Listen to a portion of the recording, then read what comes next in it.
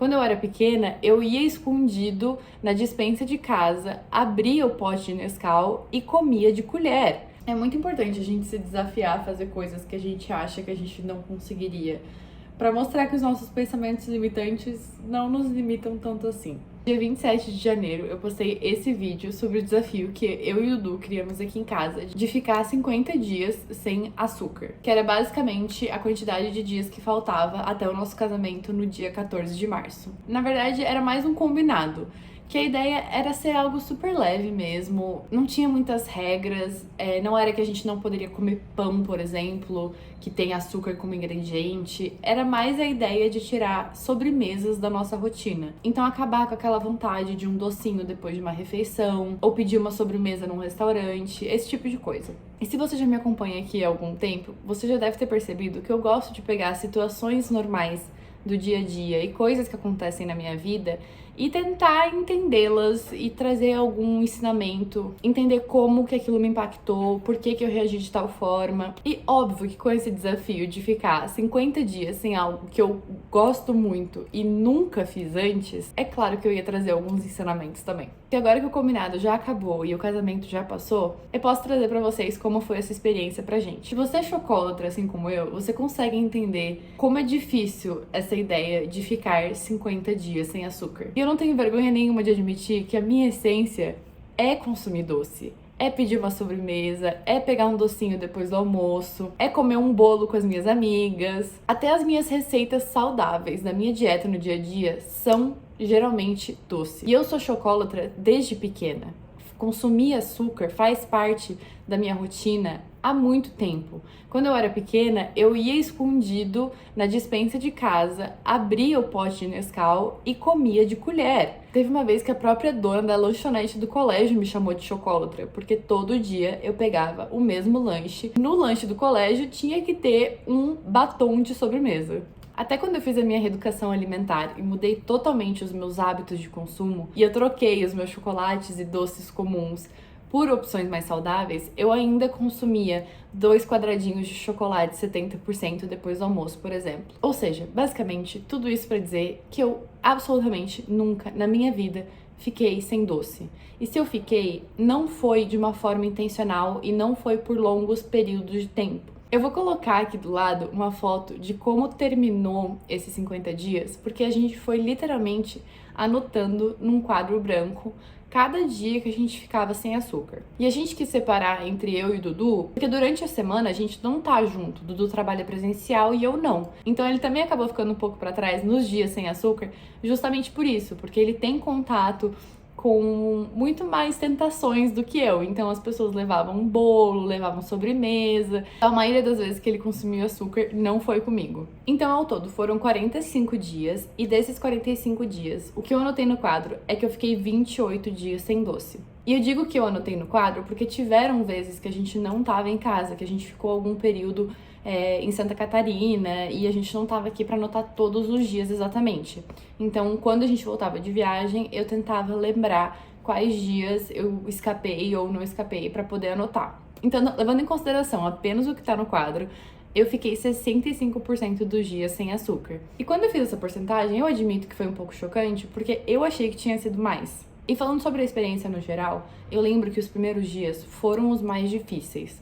Então, ali entre os primeiros 3 a 5 dias, sem nenhum tipo de sobremesa, nenhum tipo de doce, foi quando eu mais estranhei, porque era realmente tirando algo da minha rotina.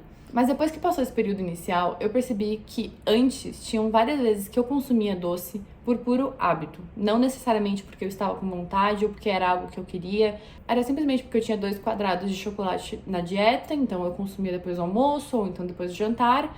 Mas eu nem parava pra pensar se eu realmente queria aquilo. Depois que você fica um tempo sem açúcar e aí, em algum momento, você consome, você consegue sentir muito. Tanto os efeitos positivos quanto os efeitos negativos. E eu lembro que a primeira sobremesa que a gente pediu depois que eu comecei o combinado, eu senti uma energia muito grande depois de ter consumido açúcar e logo depois muito letárgica. E no geral isso aconteceu praticamente todas as vezes que eu consumia açúcar durante esses 45 dias. Quando eu consumia, eu me sentia mais inchada, eu me sentia mais cansada, eu me sentia menos disposta e eu conseguia sentir com mais intensidade esses picos de energia e quedas de energia. E apesar de que eu imaginava que tinha sido mais de 65%, eu também tenho muito orgulho de que foi tudo isso, porque, como eu falei, eu nunca imaginei que eu conseguiria ficar tanto tempo sem açúcar. E é muito legal se desafiar e fazer coisas que você acha que você não conseguiria. Eu lembro que muitos desses dias que eu não consumia açúcar, eu tive alguma tentação, alguém me ofereceu alguma coisa, eu tinha a opção de simplesmente comer alguma coisa. A gente tava cheio de doce em casa, a gente tava ganhando de presente, já tava ganhando ovo de Páscoa e eu simplesmente não toquei em nada. Mas eu também não vou ser hipócrita aqui e falar que foi 100% força de vontade, porque algo que me ajudou muito a manter o meu foco foi o fato que o casamento estava chegando. E eu acho que qualquer pessoa que já foi noiva ou esteve perto de uma noiva pode afirmar que não tem nada que se compare com a força de vontade de uma noiva. Eu diria que isso também é um ensinamento muito grande sobre essa experiência, de que é muito mais fácil você ficar na linha e se dedicar ao que você quer quando você tem um objetivo claro em mente. Quando você tem uma linha de chegada, quando você sabe exatamente quando e como você quer chegar, fica muito mais fácil você se manter firme no seu propósito e dizer não e fazer o que tem que ser feito. E apesar de que era um combinado meio bobo, todos esses ensinamentos, eles sempre valem para outras áreas da vida. E agora eu tenho um repertório de que eu sempre posso lembrar desse período para provar para mim mesma que quando eu quiser, eu posso fazer isso de novo. E que eu nunca mais vou poder dizer que eu sou viciada em açúcar, que eu preciso de um docinho depois do almoço, ou que eu nunca conseguiria ficar sem açúcar. Porque eu já provei pra mim mesma que eu consigo e que eu posso e que eu sei exatamente o que eu preciso fazer pra dar certo. Fazer esse tipo de experimento e se desafiar a coisas diferentes é muito legal pra você se conhecer um pouco melhor também. Então um ponto meio besta, mas que eu percebi que pra mim fez muita diferença, era que eu gostava muito de chegar no fim do dia e poder fazer o risquinho de que eu fiquei aquele dia sem açúcar. Eu sei que tem alguns aplicativos também que você consegue marcar quantos dias você ficou sem beber álcool, sem fumar.